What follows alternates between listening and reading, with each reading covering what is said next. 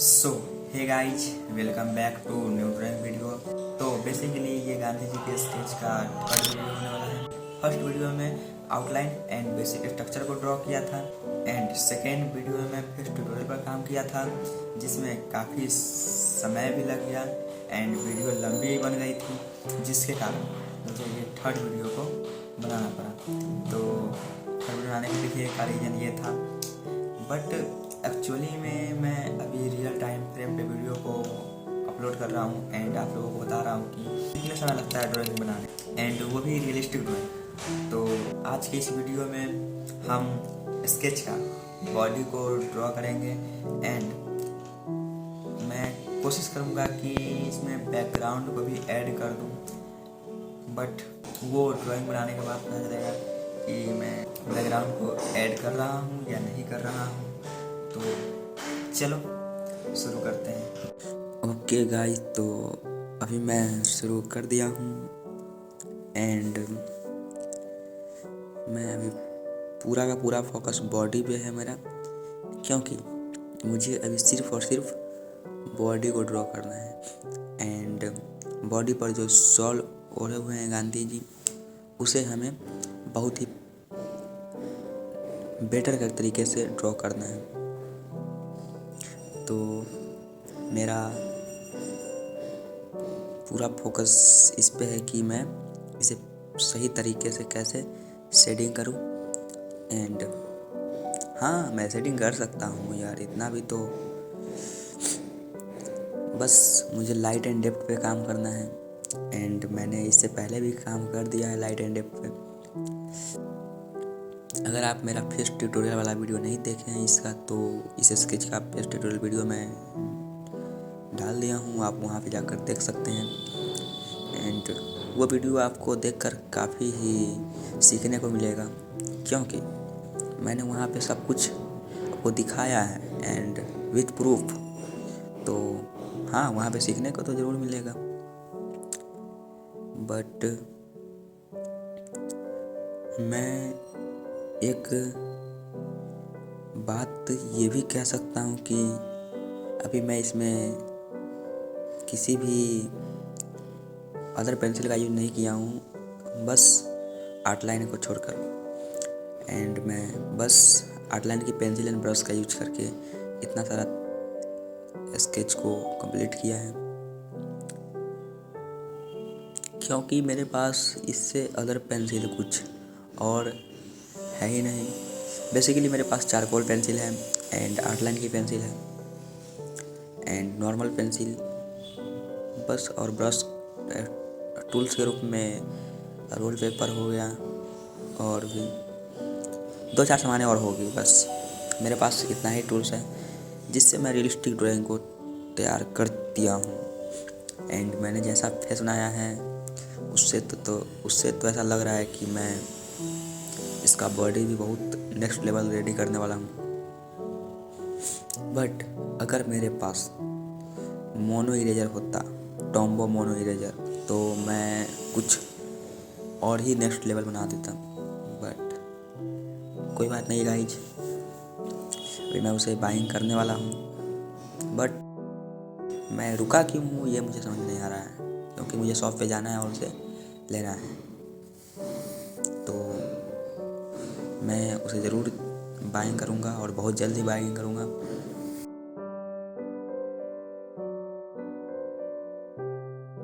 अगर आप लोग इंस्टाग्राम यूज़र हो एंड इंस्टाग्राम को यूज करते हो, तो मैं इंस्टाग्राम पे आईडी बना दिया हूँ, वहाँ पे जाकर आप मेरे आईडी को फॉलो कर सकते हैं एंड मैं उसका लिंक डिस्क्रिप्शन में डाल दूँगा या फिर पिन कमेंट में, तो आप वहाँ से जाकर मेरे इंस्टाग्राम आईडी को फॉलो कर सकते हैं एंड वहाँ पे आपको देखने के लिए मिलेगा रील्स, शॉर्ट फीड, क्योंकि वहाँ पे मैं शॉर्ट फीड को ज़्यादा प्रमोट करूँगा एंड वहाँ पे अगर आपको किसी प्रकार का मिशन वर्क बनाना है तो आप वहाँ से जाकर डीएम कर सकते हैं। तो मुझे इंस्टाग्राम का ये एक फ़ायदा दिखा है।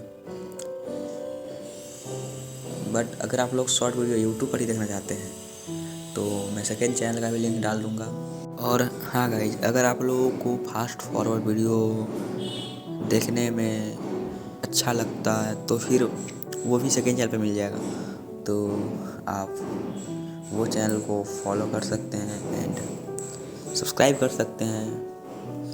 एंड इस चैनल को तो सब्सक्राइब कर ही देना, क्योंकि यहाँ पे आपको लर्निंग पर्पस से लेकर हर चीज़ मिल जाएगा, तो इस चैनल को तो आप सब्सक्राइब कर ही दो।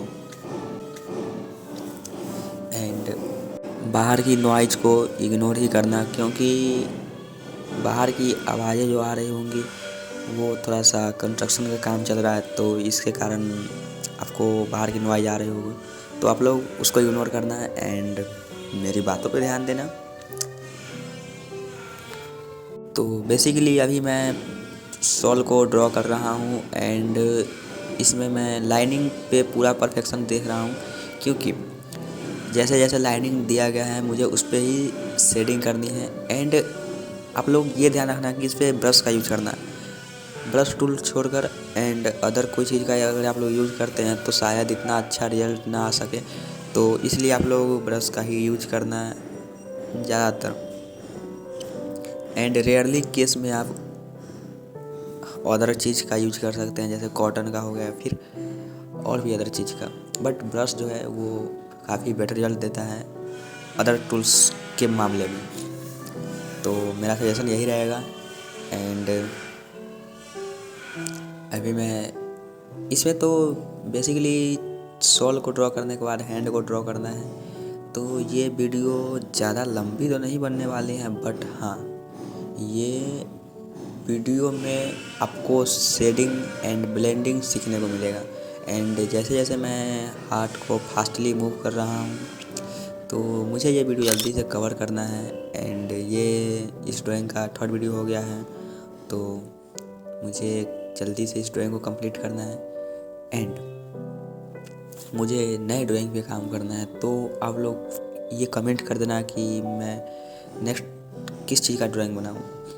एंड ये अगर आप लोग लास्ट तक इस वीडियो को देखते हैं तो ये भी कमेंट करना कि ये स्केच कैसा लगा, तो शायद मैं समझ पाऊँगा कि मेरे स्केच का, या फिर मुझे नंबर में बता देना कि हाँ 10 में से इतना नंबर दिया जा सकता है इस स्केच को, तो मुझे ये आइडिया लग जाएगा कि मेरा स्केच कितना बेटर है। सो अभी मैं बातों बातों में बहुत चीज़ों कंप्लीट कर दिया हूँ, बट मैं अभी स्केच की बात करूँ तो आपको बेसिकली एक ही रूल को फॉलो करना है। पहले पेंसिल को रफ़ करना है, सॉफ्टली रफ़ करना है एंड उसके बाद ब्रश का यूज़ करके उसे ब्लेंड करना है। एंड यही स्टेप 3 से 4 बार फॉलो करना है जब तक उसमें डार्कनेस ना आ जाए, तभी जाकर आप लाइट एंड डेप्थ को सही से एब्जॉर्ब कर पाएंगे। तो ये रहा मेरा सजेशन।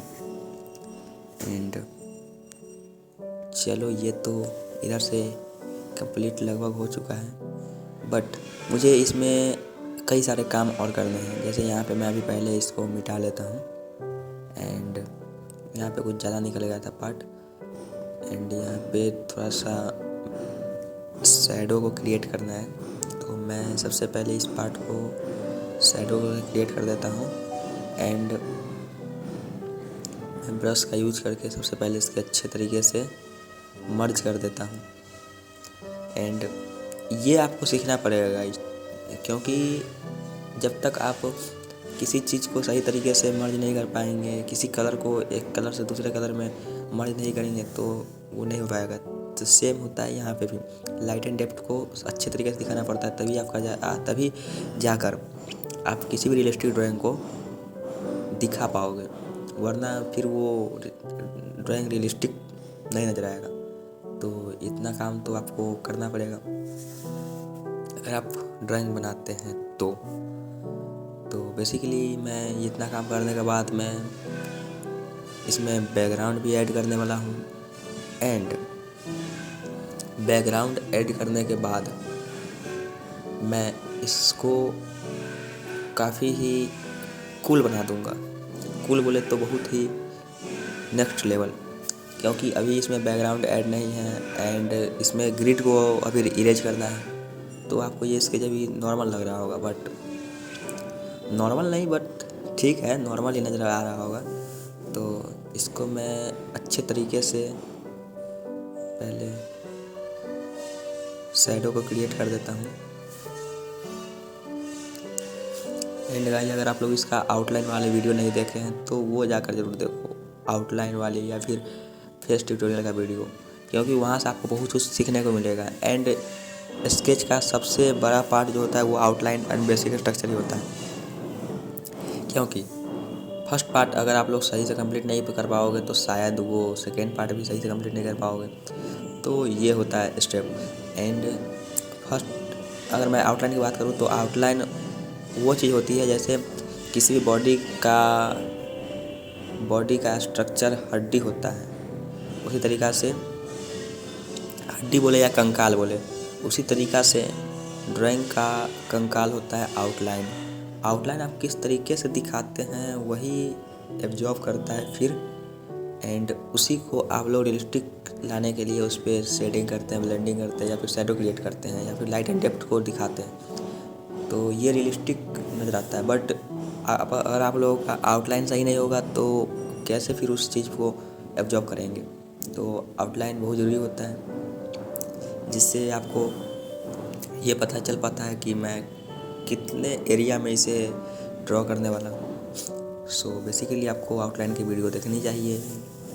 एंड गाइस, ज़रूरी नहीं है कि जो मैं स्केच कर रहा हूँ सेम आप वैसा ही स्केच करो, क्योंकि आर्ट का तो यही तो मज़ा है कि हम कुछ डिफरेंट करें।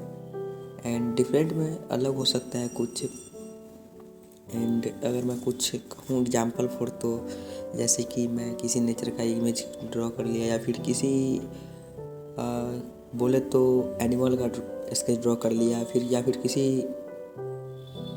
वो बोले तो सेलिब्रिटी का, या फिर किसी भी हिस्टोरिकल पोर्ट्रेट ड्रॉ कर लिया, तभी तो जाकर आप शायद देख पाएंगे कि मेरे में क्या कमी है।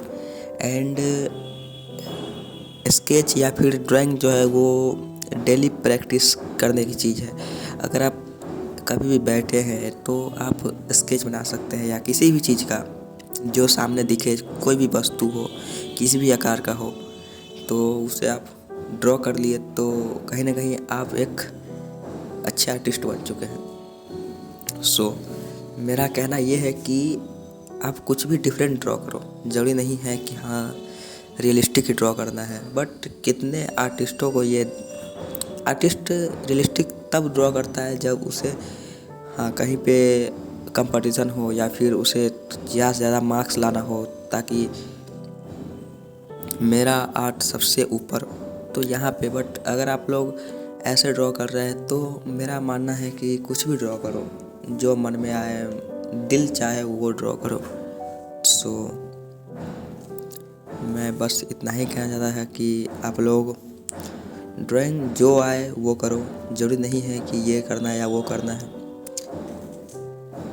बट हाँ, अगर आप लोगों को सीखना है तो आप कई सारे चैनल को फॉलो कर सकते हैं। ऐसे सारे यूट्यूब पर ही चैनल हैं, तो वहाँ से आप बेसिक टू एडवांस सीख सकते हैं। या फिर बिगिनर है तो आप जीरो से ही शुरू करें। पहले रेक्टेंगल बनाए, ट्रायंगल बनाए, सर्कल बनाए, एंड उसके साथ पहले परफेक्ट सर्कल, रेक्टेंगल, ट्रायंगल बनाए, एंड उसके साथ उसको शैडो क्रिएट करें, 3D ड्रॉ करें। धीरे धीरे करके आपको ये चीज़ पता चल जाएगा कि हाँ perfection, light and depth, shadow create कैसे होता है। ये सब चीज़ अगर आप सीख गए तो आप किसी भी आर्ट को ड्रॉ कर पाएंगे। सो शायद आप लोग अब समझ चुके होंगे। एंड मैं अपनी आर्ट की बात बताऊँ तो मैं अभी गांधी जी को ड्रॉ कर रहा हूँ, बट इसके पीछे रीज़न ये है कि मुझे इसे अपने वॉल में लगाना है, तो मैं इसे रियलिस्टिक ड्राइंग कर रहा हूँ। एंड गांधी जी के बारे में तो आपको पता ही होगा कि हमारे देश के सबसे महान व्यक्ति थे। एंड ये वो व्यक्ति थे जो कभी भी हिंसा नहीं करते थे, अहिंसा के रास्ते पर चलते थे, सत्य के रास्ते पे चलते थे। तो ये अगर घर में हो किसी के वॉल पे लगा हो, तो इससे जो होता है वो एक अच्छी प्रतीक आता है। तो बेसिकली मैं इसको इसलिए रियलिस्टिक ड्राइंग कर रहा हूँ। बट मैं चाह रहा हूँ कि मैं भी एक वैसा वीडियो लाऊं जिससे आप लोग बेसिक टू एडवांस सीख सको। अगर ऐसा है तो कमेंट करो, ताकि मैं जल्दी से जल्दी वो वीडियो बनाऊं एंड आपको बता दूं। तो मुझे आपके कमेंट का वेट रहेगा, तब तक मैं इस ड्राइंग को पूरा करता हूं। एंड मेरी आवाज़ आपको भारी भारी सी लग रही होगी, इसके भी रीज़न है कि मुझे अभी थोड़ा सा सर्दी जुकाम हो गया, तो मेरी आवाज़ों पर मत जाना। बस आप मेरी बातों को ध्यान से सुनो और गौर करो कि मैं क्या कहना चाह रहा हूँ आपसे। शायद आप लोग समझ पाएंगे। तो अभी मैं हैंड को ड्रॉ कर रहा हूँ एंड मुझे इसमें भी सिंपल हैंड को भी मतलब सही से दिखाना होता है, बट रेयरली केस में आप कैसा ही बना देते हैं। तो मैं इसे कोशिश में हूँ कि इसे पूरा का पूरा सही कर दूँ, बट इसमें जो है मुझे बहुत ज़्यादा ज़रूरत की चीज़ थी, तो वो थी टॉम्बो मोनो इरेजर, जो अभी मेरे पास नहीं है। तो मैं इसे काफ़ी सही वे में बना पाता, क्योंकि छोटे छोटे जगह पे मैं इसे इरेज नहीं कर पा रहा हूँ। अगर वो होता तो मैं सही से इरेज कर पाता एंड और भी अच्छी क्रिएट कर पाता इमेज को। तो बेसिकली मुझे बाइंग करना ही पड़ेगा। तो चलो, तब तक मैं इसी से बनाता हूँ एंड इसे कंप्लीट करता हूँ, फिर आपसे बातें करता हूँ।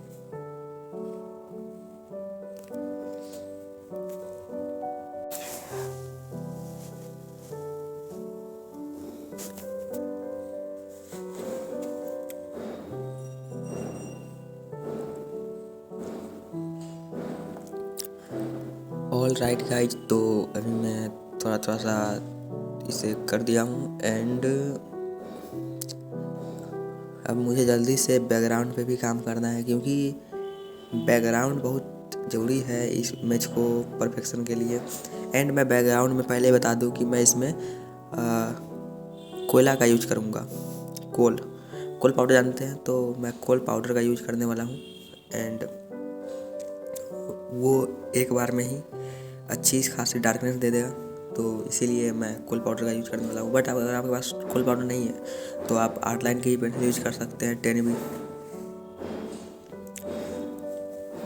सो गाइस, इसको मुझे काफ़ी बार इरेज करना पड़ रहा है, बट कोई नहीं, जब तक मैं इसे सही नहीं कर देता हूँ तब तक मैं इसे ऐसे ही इरेज कर करके ड्रॉ करते रहूँगा, क्योंकि मेरे पास अभी A3 साइज का पेपर है एंड ये पूरे मोटे GSM का पेपर है। तो मैं इसको जितना भी इरेज करूँ, ये पेज पर किसी प्रकार का इफेक्ट नहीं पड़ेगा।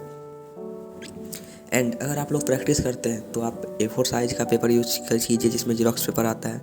सो वो आपको प्राइस भी सही रहेगा उसका, मतलब सस्ता पड़ेगा एंड आप प्रैक्टिस भी कर पाएंगे। एंड उस पर ज़्यादा इरेजर को यूज करने का कोशिश नहीं करना है, क्योंकि अगर आप ज़्यादा इरेज करेंगे उस पर एक ही जगह पे, तो वो पेज फट जाएगा। तो बस आप लोग ध्यान से यूज कीजिए।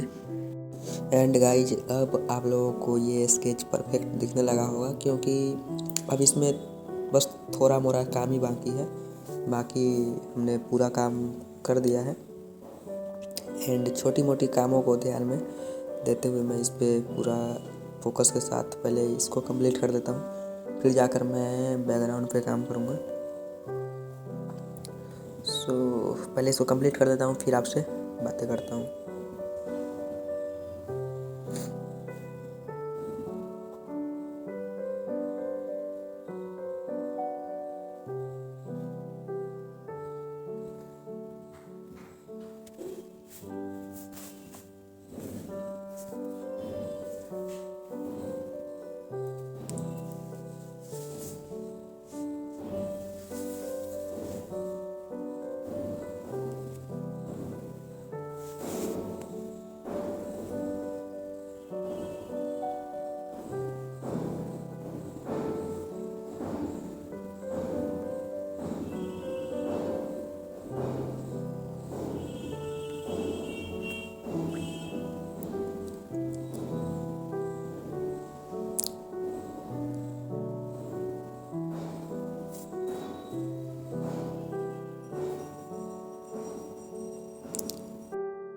ऑल राइट गाइज, तो अभी मैं जितने भी अंदर ग्रिड थे मैं उसे इरेज कर दिया हूँ।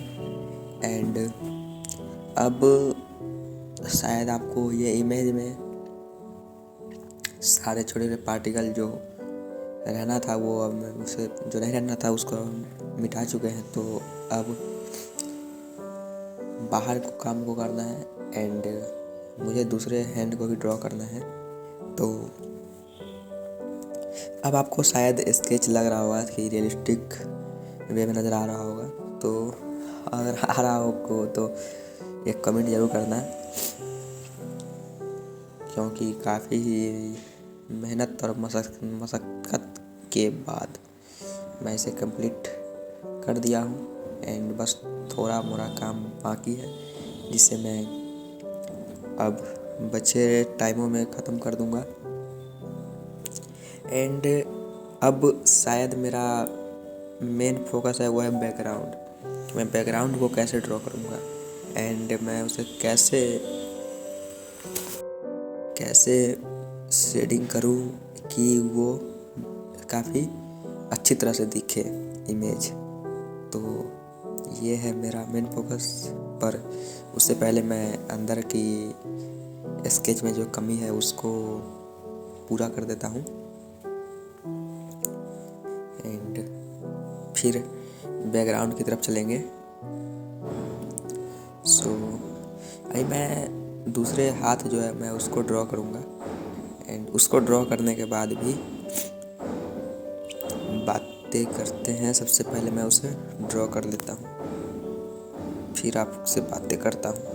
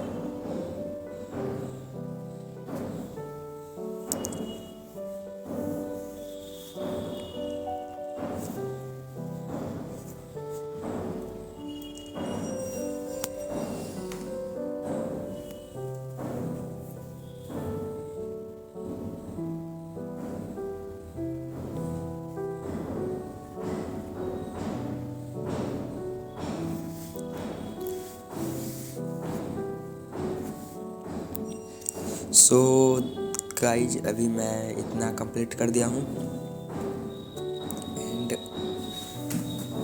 अभी भी थोड़ा बहुत काम बाकी है जिसे मुझे करना है। तो मैं पहले उसे कंप्लीट कर देता हूँ एंड फिर देखता हूँ बैकग्राउंड की ओर।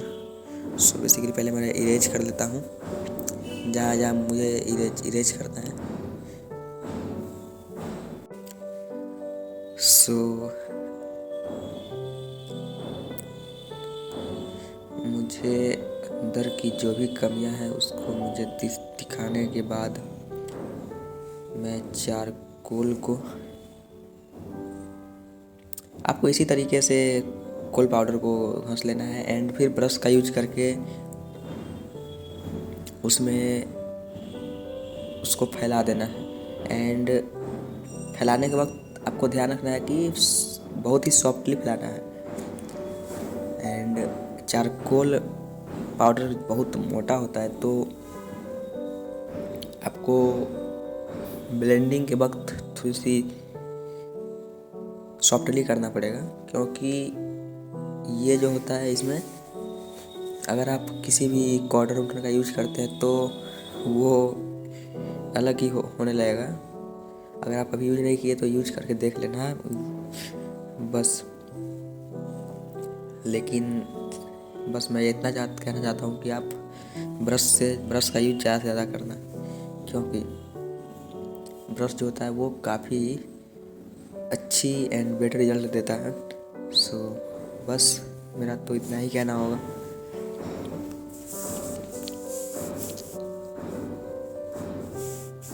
एंड चलो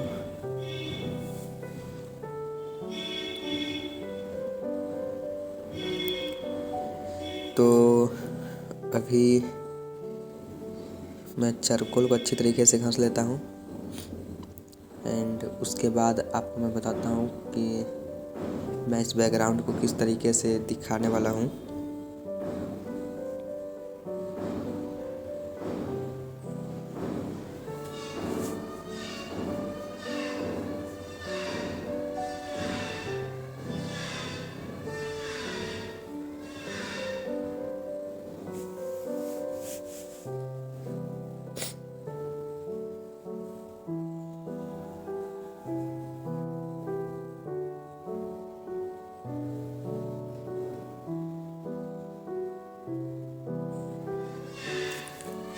सो गाइज, अगर आप लोग चारकोल को मर्ज करना चाहते हैं तो आप इसमें ब्रश का यूज़ करके काफ़ी सॉफ्टली मर्ज कर सकते हैं, जैसा भी मैं मर्ज कर रहा हूँ।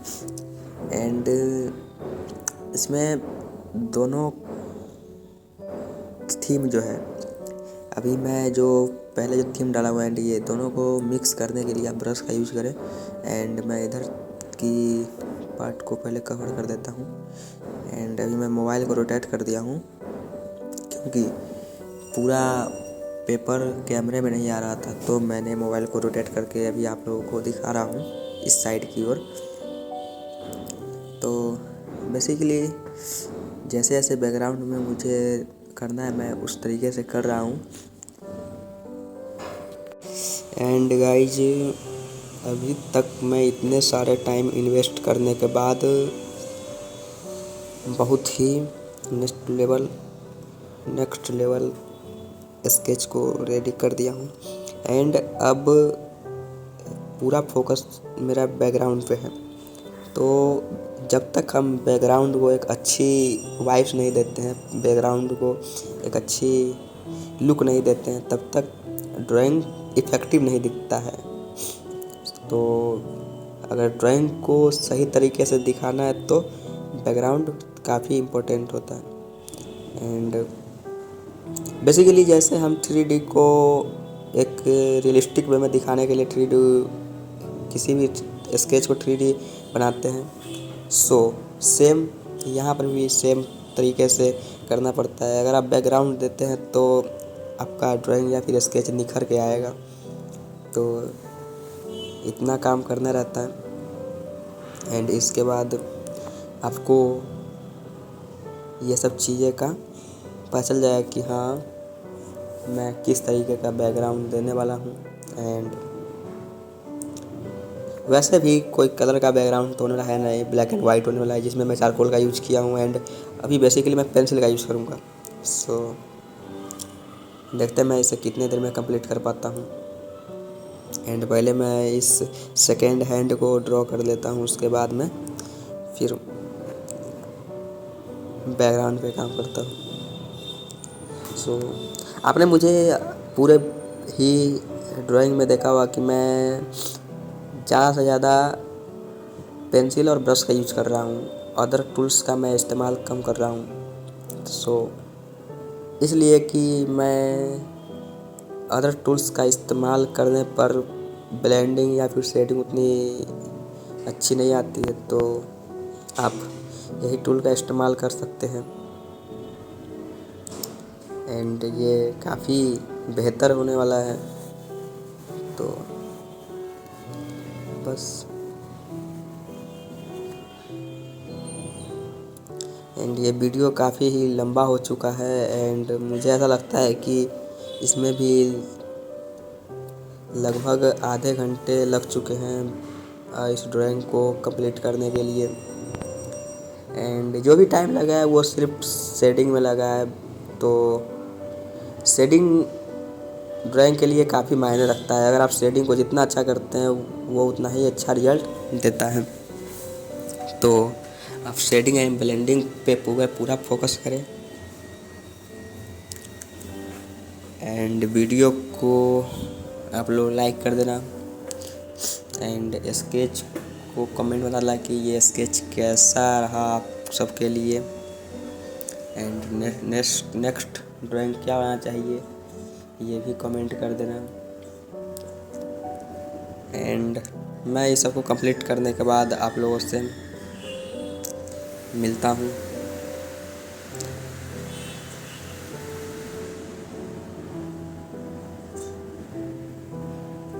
एंड गाइज, इस वीडियो में आपको पता चल गया होगा कि मैं रियल टाइम फ्रेम पे वीडियो बना रहा हूँ, तो आपको कितना इफेक्टिव दिख रहा होगा। मतलब थोड़ा सा बोरिंग होता है रियल टाइम वीडियो को अचीव करना, बट ये लर्निंग के लिए बिल्कुल ही सही रहता है। बट मैं नेक्स्ट वीडियो से देखता हूँ कि मैं क्या कर पाता हूँ। अगर मैं कम टाइम में आपको दिखा पाया तो ये मैं ज़रूर करूँगा, बट वो भी मैं अभी कह नहीं सकता। सो चलो पहले इसी को कंप्लीट करते हैं एंड उसके बाद बातें करते हैं। देखा, ये हैंड में मैं जो ड्रॉ कर रहा हूँ, यहाँ पे मुझे सबसे ज़्यादा ज़रूरत की चीज़ कोई है तो वो है मेरे लिए टॉम्बो मोनो इरेजर था, बट वो नहीं होने के कारण मैं इसे ज़्यादा अच्छा तरीके से नहीं ड्रॉ कर पा रहा हूँ। बट चलो, एंड में पेंसिल को फास्टली मूव, आप लोग भी इसी तरह से पेंसिल को मूव करते रहिए, जिससे काफ़ी ही बेहतर रिजल्ट आएगा। एंड ब्रश को हल्के से मूव करना है, स्मूथली एंड हल्के, ताकि रिजल्ट बेटर आए। एंड डेली प्रैक्टिस कीजिए आप लोग, जिससे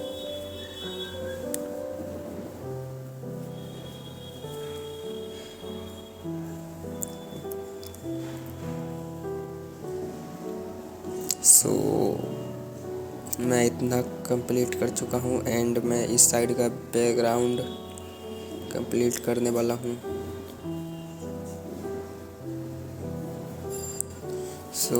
अगर हो सकता है तो मैं उस तरफ की वीडियो को रिकॉर्ड करूँगा या फिर ना करूँगा, तो इसके पीछे रीज़न है कि वीडियो लंबा हो जाएगा। एंड आपको बैकग्राउंड के बारे में तो मैं बता ही दिया हूँ, तो लर्निंग पर्पस के लिए आप इतना समझ लो कि आपको सॉफ्टली ही ब्रश को मूव करना है एंड बहुत ही पेशेंस के साथ बैकग्राउंड को इफ़ेक्टिव बनाना है, जिससे ड्राइंग दिखे, रियलिस्टिक दिखे।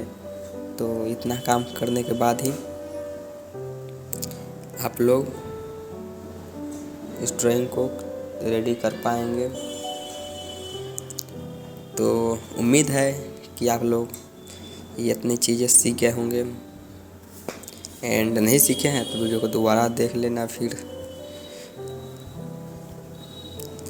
तो चलो, ये वीडियो को यहाँ पे ख़त्म करते हैं एंड आपको दिखाते हैं सिनेमैटिक शॉट्स।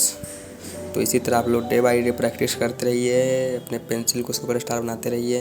एंड ऐसे ही डे बाई डे प्रैक्टिस से आपको काफ़ी कुछ सीखने को मिलेगा। तो प्रैक्टिस डेली करें। एंड अब दिखाते हैं हम आप लोगों को सिनेमैटिक्स।